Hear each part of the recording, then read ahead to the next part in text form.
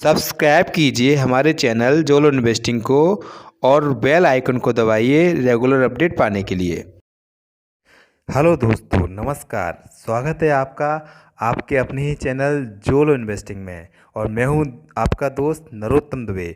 आज की इस वीडियो में हम डिस्कस करेंगे ऐसे दो पेनी स्टॉक्स के बारे में जो हमें इन फ्यूचर बहुत अच्छा रिटर्न दे सकते हैं। तो पहला स्टॉक है जेके पेपर लिमिटेड। जेके पेपर लिमिटेड एक स्मॉल कैप कंपनी है। जेके पेपर कागज़ के प्रोडक्ट बनाने वाली कंपनी है। ये कंपनी हमें कागज़ से संबंधित कई प्रोडक्ट प्रोवाइड कराती है, जैसे कि uncoated paper, and board, MICR cheque paper. जो चेक में जो पेपर लगता है वो प्रोपेबरी यही कंपनी बनाती है। साथ ही साथ पर्चमेंट पेपर भी बनाती है और भी कई प्रोडक्ट ये कंपनी बनाती है। इस कंपनी का 52 वीक लॉ लगभग 62 रुपये है। अब कंपनी के हम ओवरव्यू पे आते हैं। तो यहाँ हम देखते हैं कि कंपनी का 1 मंथ का रिटर्न लगभग 1 मंथ का रिटर्न 10% है और साथ में 1 ईयर का रिटर्न भी 9% है। साथ में इसका 52 हाई 135 रुपीज़ है और 52 लो लगभग 62 रुपये है। कंपनी का PE रेशियो बहुत इंपॉर्टेंट रेशियो होता है। इसको प्राइस टू अर्निंग रेशियो कहते हैं। इसका प्राइस टू अर्निंग रेशियो लगभग 5 है और इसकी जो सेक्टर का प्राइस टू अर्निंग रेशियो लगभग 29.44 है। मतलब हम कह सकते हैं कि कंपनी काफ़ी सस्ती मिल रही है। इसके जो ग्रुप से जब हम कंपेयर करते हैं तो काफ़ी सस्ती कंपनी दिखाई देती है।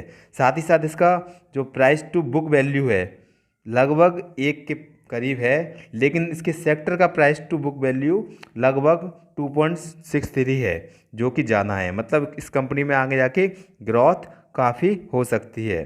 साथ ही साथ इस कंपनी का मार्केट कैपिटलाइजेशन हम देख सकते हैं 2285 करोड़ रुपए है। अतः हम कह सकते हैं कि कंपनी एक स्मॉल कैप कंपनी है, जो कि ऊपर दिया हुआ है कि स्मॉल कैप कंपनी है। और आपको पता है कि स्मॉल कैप कंपनी अगर कोई अच्छी कंपनी मिल जाए और वो अच्छा ग्रोथ कर सकती है तो लॉन्ग टाइम में वो हमें बहुत ही अच्छे रिटर्न दे सकती है, यानी कि हमारे पूंजी को लगभग 100 गुना तक ईजिली कर सकती है।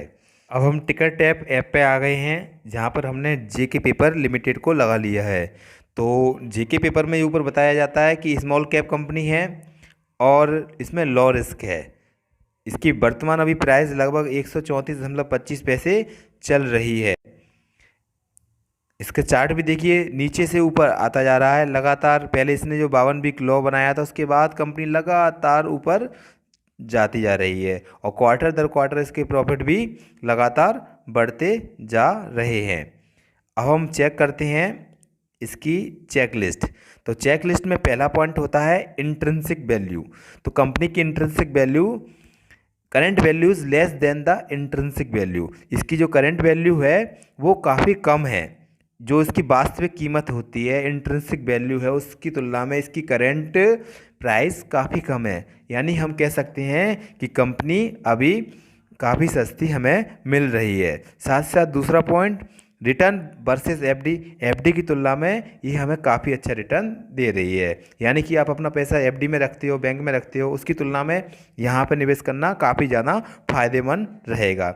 साथ ही साथ स्टॉक डिविडेंड भी देता है। डिविडेंड मीन्स अपने प्रॉफिट का कुछ हिस्सा अपने इन्वेस्टर के साथ शेयर करता है। और साथ में एंट्री पॉइंट भी अभी अच्छा है। अगर हम इसमें अभी निवेश करना चाहते हैं तो हम निवेश कर सकते हैं, क्योंकि अभी स्टॉक ओवरबॉट जोन में नहीं है।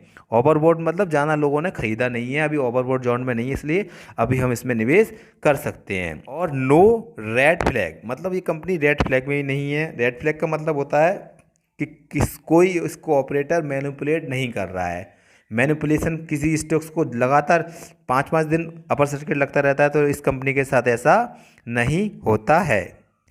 अब इस कंपनी का की मैट्रिक्स देख सकते हैं, जैसे कि PE रेशियो 5 है और इसका जो सेक्टर का PE रेशियो लगभग 30 के करीब है, जो हम पहले ही देख चुके हैं। डिविडेंड यील्ड भी इसकी लगभग 3% है, जो काफ़ी अच्छी है। तो और overall price to book ratio भी बहुत कम है और प्राइस सेक्टर का प्राइस टू बुक रेशियो काफ़ी ज़्यादा है। अब हम फोरकास्टिंग पे आते हैं, रेटिंग पे आते हैं। तो फोरकास्टिंग में ये बताया गया है कि कंपनी 100% एनालिस्ट बता रहे हैं कि आप इसमें बाय कर सकते हो। एक भी एनालिस्ट ऐसा नहीं है जो ये कह रहा हो कि इसमें बाय नहीं करना चाहिए। अब हम नीचे आते हैं, इसकी देखते हैं इसके पीयर्स की तुलना है, कुछ इसका फाइनेंशियल ट्रेंड देखते हैं। फाइनेंशियल ट्रेंड आपके सामने आ गया है। यहाँ पर रिवेन्यू देखिए, रिवेन्यू में देखिए लगातार कंटिन्यूसली ग्रोथ दिख रही है।